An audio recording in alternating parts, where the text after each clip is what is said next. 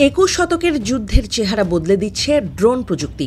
শুধু যুদ্ধক্ষেত্রে নয়, বিশ্ব অর্থনীতিতেও এর প্রভাব পড়ছে ব্যাপকভাবে। অসংখ্য স্টার্টআপ ও প্রতিরক্ষা কোম্পানি এখন মানববিহীন যুদ্ধযানের বাজারে প্রবেশ করছে, আর বিনিয়োগকারীরাও ছুটে আসছেন এই নতুন স্মার্ট যুদ্ধশিল্পে। এটি এক প্রজন্মের সবচেয়ে বড় সামরিক উদ্ভাবন।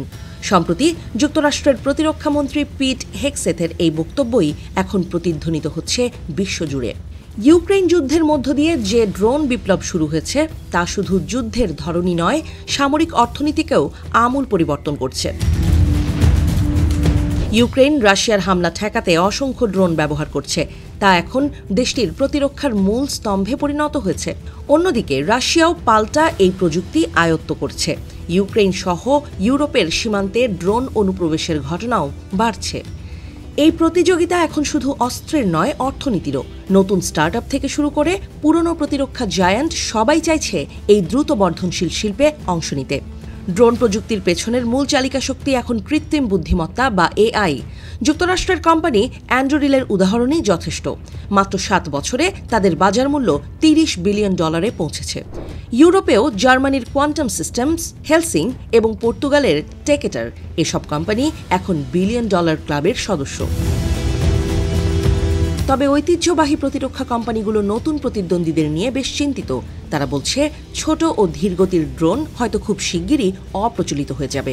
কিন্তু বাস্তবতা হলো, এই সস্তা ড্রোনই এখন ব্যয়বহুল যুদ্ধ বিমানের বিকল্প হয়ে উঠছে।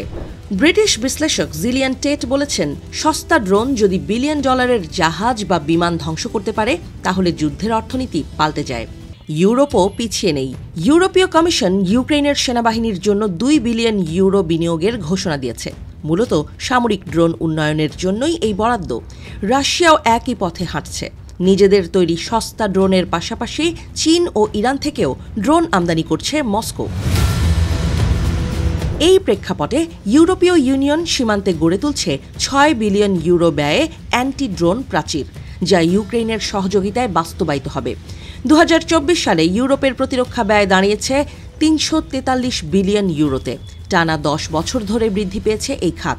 2025 সালে তা €381 বিলিয়ন পৌঁছানোর আশা করছে ইউরোপীয় কমিশন। কিন্তু সবাই একমত নয়। জার্মান প্রতিরক্ষা জায়ান্ট রাইন মেটালের প্রধান আরমিন পাপারজার সতর্ক করে বলেছেন, ড্রোন বাবল বা অতি উত্তেজনার কারণে বাজারে এক ধরনের মিথ্যা প্রত্যাশা তৈরি হচ্ছে।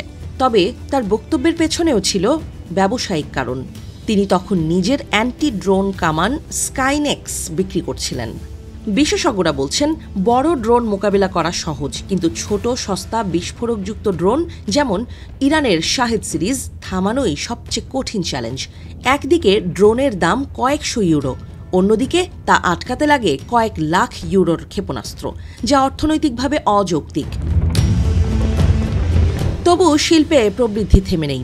স্পেনের কোম্পানি আর্কুইমেয়ার জানিয়েছে, 3 বছরে ড্রোনের চাহিদা বেড়েছে 100 গুণ।